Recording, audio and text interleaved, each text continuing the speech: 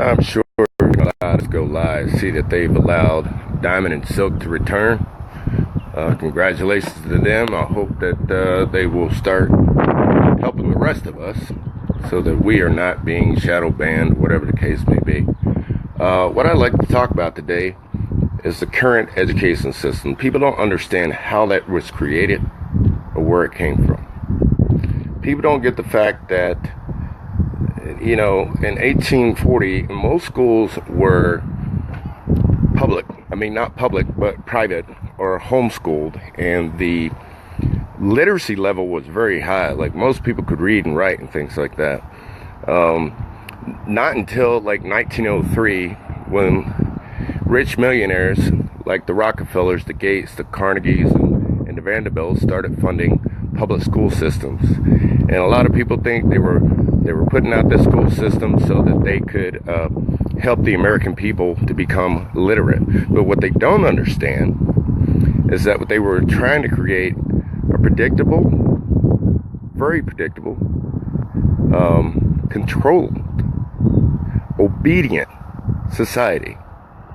Because they funded all the money for all the textbooks and all the schools and stuff like that. So, and therefore, they were allowed to put what they wanted in there. And what they didn't want, they left out. So our public education system was ran by these 4 millionaire families. And we were basically indoctrinated. They knew exactly what we were learning. So therefore, we were obedient. We were predictable. We were reliable because they taught us everything. They were totally against critical thinking. See, because if people start to think critically, then they start to oppose and understand what they're doing to society, which was merely indoctrinating the children. And that being said, we move along. They created the General Education Board and all these other things. If you look at the books, I'm 50 years old, so I remember the books that were printed by Carnegie or Vanderbilt or whatever the case may be. But that was information they wanted us to know. They didn't want us to know everything. They didn't want us to be in the elite status. Now, this doesn't go to just black people. It goes to black and white, you know. Everybody in this country is being controlled. They do not realize that their children are indoctrinated every day. Most of the people don't even know what their kids are being taught. My niece, who is half Honduran, came over the other day and said her teacher told her to call black people colored. Colored is past tense. I may be a man of color, but I'm not colored. They're teaching these kids that everything they think, see, or disagree with is racist. Now, there's a reason I talk to my nieces and nephews, because I want to know what's going on. My kids graduated college. I got one that will be graduating this year.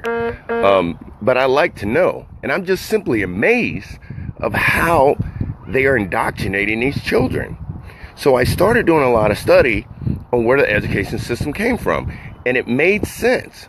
So still, a lot of people, after the General Education Assembly was created in 1903, a lot of people still continue to homeschool their kids. Then they passed a law and said everybody needs to go and finish elementary school.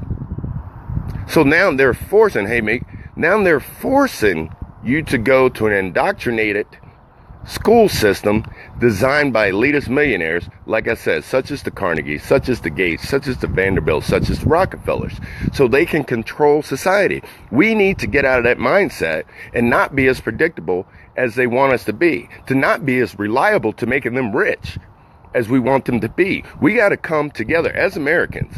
They indoctrinate it and separate us. That's the way to destroy us all.